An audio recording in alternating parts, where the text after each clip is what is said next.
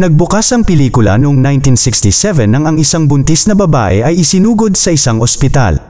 Matindi ang pagdurugo niya sa leeg, na para bang inatake siya ng isang uri ng hayop. Ang mga doktor ay nagsasagawa ng emergency C-section at iniligtas ang sanggol, ngunit nakalulungkot na namatay ang babae.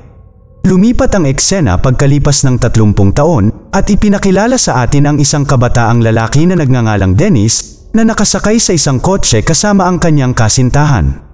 Dinala niya siya sa isang underground nightclub na matatagpuan sa isang lugar sa Los Angeles. Pagpasok nila sa club, ang lahat ay nagsimulang tumitig kay Dennis ng nakakatakot. Sa sandaling iyon, ang mga sprinkler na naroroon ay nagsimulang magbuhos ng dugo. Lahat ng nasa party ay nag-enjoy dito at sila ay masaya sa kaligayahan, ngunit si Dennis ay napunta sa isang estado ng takot. Dito natin mapagtatanto na lahat ng tao sa loob ng club ay mga vampira. Dahan-dahan nilang ibinaling ang kanilang atensyon kay Dennis at nagpatuloy sa pag-atake sa kanya. Ngunit sa paglipas ng panahon, dumating sa eksena ang ating bida na si Blade, nakasuot ng itim na leather na damit. Ito ay lumabas na si Blade ay ang parehong bata mula sa pambungad na eksena na ngayon ay naging isang vampire hunter. Inilunsad ng mga vampira ang kanilang pag-atake kay Blade, ngunit madali niyang natalo ang mga ito gamit ang kanyang mga espesyal na armas. Sa kalaunan, ang lahat ng mga vampira ay maaaring napatay o tumakas maliban kay Queen, isang maskuladong vampira. Sinubukan niyang tambangan si Blade ngunit sa halip ay nasunog siya. Makalipas ang ilang segundo, dumating ang mga pulis sa pinangyarihan kaya casual na umalis si Blade. Sa susunod na eksena, dinala ng pulisya ang nasunog na katawan ni Queen sa isang lokal na ospital kung saan sinusuri ito ng isang morgue technician na nagngangalang Curtis at isang hematologist na si Dr. Karen Jensen. Natuklasan nila ang maraming irregularidad, kabilang ang abnormal na nabuong mga kalamnan ng panga. Habang tinatalakay nila ang mga resulta ng pagsusulit, biglang nabuhay si Queen at inatake ang parehong mga doktor. Agad na kinagat ng vampira si Curtis hanggang sa mamatay, ngunit bago niya magawa ang ganoon kay Karen, nagpakita si Blade. Walang kahirap-hirap niyang pinutol ang isang braso ni Queen na nagudyok sa kanya na tumakbo palayo. Pagkatapos ay dinala ni Blade si Karen sa isang ligtas na bahay kung saan ang kanyang dati niyang kasamahan na si Abraham Whistler ang nag-aalaga sa kanyang mga pinsala. Binibigyan siya ni Abraham ng solusyon ng garlic essence at silver nitrate na nagpapahayag ng maingat na optimismo tungkol sa kanyang mga pagkakataong gumaling na tinatansya ang mga ito sa 50/50ths. Sa ibang lugar, makikita natin ang isang grupo ng mga vampira na tinatalakay ang kamakailang pag-atake ni Blade sa kanilang mga kapwa-miyembro. Gusto ng isa sa mga vampira na nagngangalang Deacon Frost na direktang pamunuan ng mga vampira ang mga tao at gamitin lamang ang mga ito bilang pinagmumulan ng pagkain, habang ang isang mas matandang vampira na nagngangalang Dragonetti ay mas gustong mapanatili ang isang mapayapang pamumuhay. Mukhang hindi gusto ni Dragonetti si Frost dahil hindi siya pure blood, dahil naging vampira lang siya sa kagat ng iba. Kinaumagahan, nagising si Karen at naglibot sa safe house. Sa panahong ito, nasaksihan niya si Abraham na tinuturokan si Blade ng ilang serum ng dugo. Nang maglaon, ipinaliwanag ni Abraham na siya at si Blade ay nagsasagawa ng isang lihim na digmaan laban sa mga vampira gamit ang mga sandata batay sa kanilang mga elementong kahinaan tulad ng sikat ng araw, pilak at bawang. Habang si Karen ay minarkahan na ngayon ng kagat ng isang vampira, pareho silang hinimok ni Blade na umalis sa lungsod. Pagkatapos, pumunta si Karen sa kanyang apartment at nagsimulang mag-impake ng kanyang mga gamit. Habang naghahanda siyang umalis, nakaharap siya ng isang pulis na nagngangalang Krieger, na isang alipin na pag-aari ng isang vampira. Sinubukan ni Krieger na atakihin siya, ngunit muling sinaklolahan siya ni Blade. Walang kahirap-hirap niyang pinasuko ang tiwaling pulis at napansin ang isang tato sa likod ng kanyang leeg. Agad itong nakilala ni Blade bilang marka ni Deacon Frost. Pagkatapos ay hinayaan niya si Krieger na umalis sa pag-asang masubaybayan siya sa isa pang vampire club. Kasunod nito, sinundan ni Blade at Karen si Krieger sa isang bagong underground club. Doon, nakatagpo sila ng isang morbidly obese na vampira na nagngangalang Pearl na nagtatrabaho bilang isang record keeper. Pinahirapan nila siya gamit ang isang UV light na hinihiling na ibigay niya ang impormasyon. Sa una, tumanggi ang matabang vampira, sinabing mas gugustuhin niyang mamatay kaysa mag-snitch, ngunit sa sandaling magsimulang masunog ng UV light ang kanyang balat, nagsalita siya. Inihayag ni Pearl na gustong magutos ni Frost ng isang ritual kung saan gagamit siya ng 12 vampira na pure blood para gisingin ang Diyos ng dugo, sila Mogra. Gamit ang impormasyon na ito, ang dalawa ay nagsaliksik pa sa Vampire Archive, mga pahina na kinuha mula sa Vampire Bible. Hindi nagtagal, nahanap nila ang kanilang mga sarili na tinambangan ng isang paksayon ng mga vampira na pinamumunuan ni Queen, na ngayon ay gumaling at tumubo muli ang kanyang dating naputol na kamay. Determinado si Queen na maghiganti, ngunit sa lalong madaling panahon na pagtanto niya na si Blade ay may radio link sa kanyang tainga. Ilang sandali pa, dumating si Abraham sa pinangyarihan at pinaputukan ang mga vampira. Sa gitna ng kaguluhan, pinutol ni Blade ang kabilang kamay ni Queen. Nakuha ang isang angkop na sandali, pagkatapos ay sumakay ang tatlo sa dumaan na subway train na ginawa ang kanilang pagtakas. Pagbalik sa safe house, isiniwalat ni Abraham ang kumpletong backstory ni Blade kay Karen. Ikinwento niya na natagpuan niya si Blade sa mga lansangan, nagpapakain sa mga taong walang tirahan. Ayon kay Abraham, si Blade ay isang natatanging pagsasama-sama ng mga katangian ng tao at vampira na nagtataglay ng mga supernatural na lakas ng mga vampira nang walang anumang kahinaan, maliban sa pangangailangang ubusin ang dugo ng tao.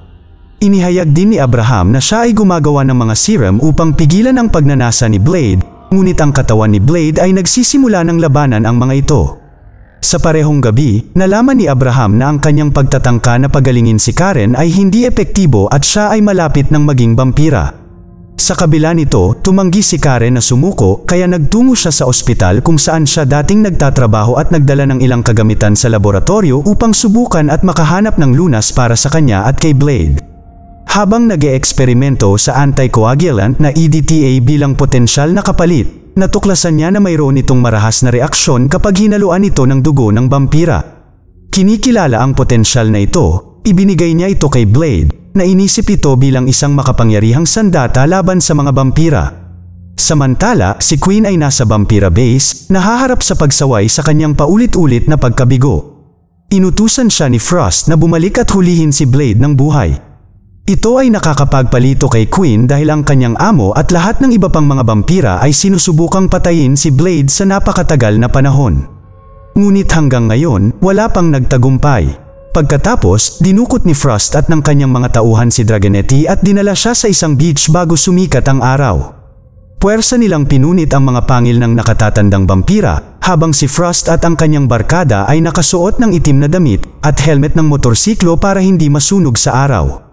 Pagkatapos, naiwan si Dragonetti na nasusunog hanggang mamatay dahil sa sinag ng araw. Pagkatapos nito, hinarap ni Frost ang natitirang mga elder ng Vampire Council, hinihingi ang 12 katao na magboluntaryo para sa kanyang proyekto sa La Mogra.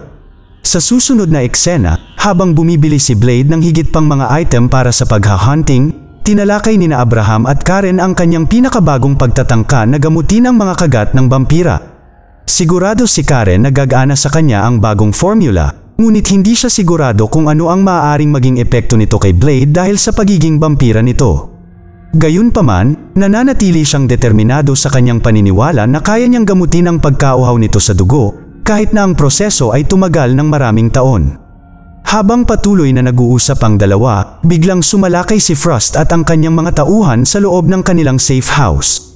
Sinubukan ni Abraham na barilin sila gamit ang kanyang espesyal na baril, ngunit madali siyang nag-api at nabugbog. Ang mga masasamang tao pagkatapos ay kinidnap si Karen at tumakas sa eksena. Makalipas ang ilang sandali, umuwi si Blade at natuklasan lamang si Abraham na nanghihina na. Nasa bingit na siya ng kamatayan dahil sa vampiric infection.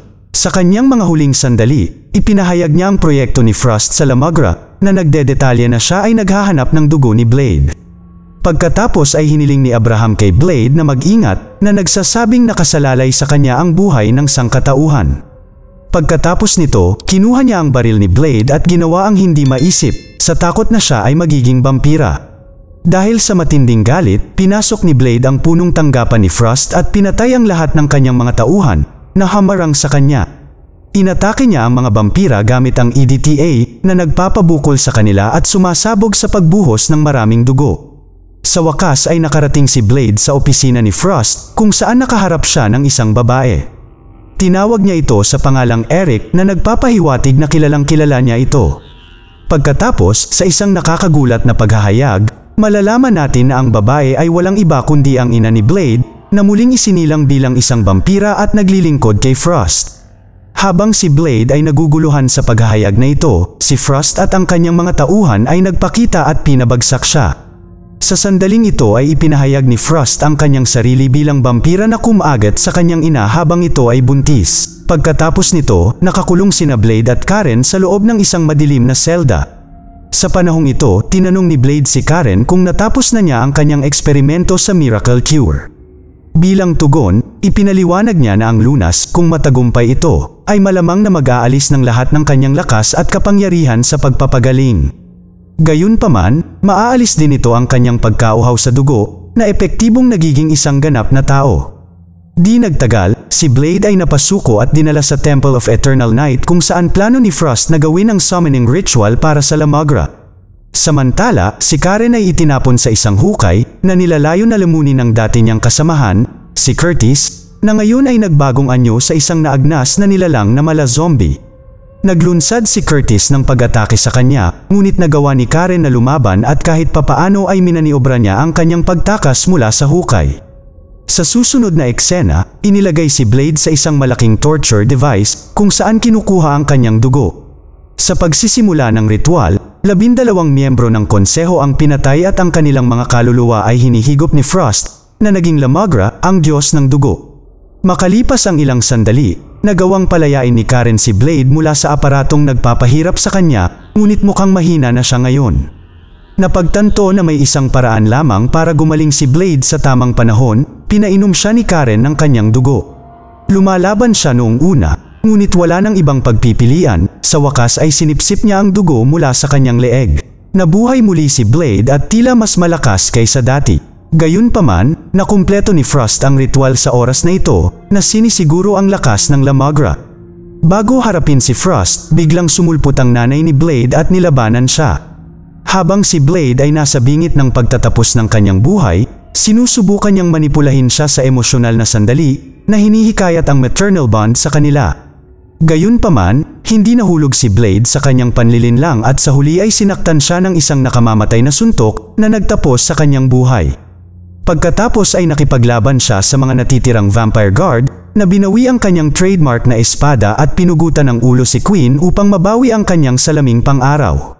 Samantala, tinulungan din ni Karen si Blade sa pagkuha ng ilan sa mga vampira sa pamamagitan ng paggamit ng garlic mace na naging sanhi ng kanilang pagsabog. Pagkaraan ng ilang sandali, sa wakas ay nakaharap ni Blade si Frost at isang matinding labanan ang naganap sa pagitan ng dalawa. Ang mga espada ay nagsasagupaan ng may kahangahangang katumpakan habang sila ay nakikipaglaban. Sa isang punto, nagawang putulin ni Blade ang braso ni Frost at hinihiwa siya sa kalahati. Ngunit ang katawan ng Blood God ay hindi nangangailangan ng oras upang muling buuin. Nang wala nang gumana, kinukuha ni Blade ang pakete ng mga EDTA vial at inihagis ang lahat kay Frost, na nagturok ng maraming injection sa kanyang katawan. Gumagana ang plano at bilang kinahinatnan ng labis na dosis ng EDTA, ang katawan ni Frost ay namaga at sumabog sa napakalaking pagbuhos ng dugo, sa wakas ay nagresulta sa kanyang pagkamatay. Sa resulta ng kaganapang ito, nagpaabot si Karen ng alok na pagalingin si Blade, ngunit tumanggi siya na nangangatwira na sa kabila ng pagkamatay ni Frost, marami pang vampira ang naroon at dapat niyang tapusin ang lahat ng ito. Sinabi sa kanya ni Blade na kung talagang gusto niyang tulungan siya, maaari siyang gumawa ng pinahusay na bersyon ng serum upang maipagpatuloy niya ang kanyang krusada laban sa mga vampira. Sa huling eksena, makikita natin si Blade na hinarap ang isang vampira sa Moscow. Mag-subscribe para sa higit pang mga video na tulad nito, i-on ang notification, at mag-iwan ng like para matulungan ang aming channel. Salamat sa panunood!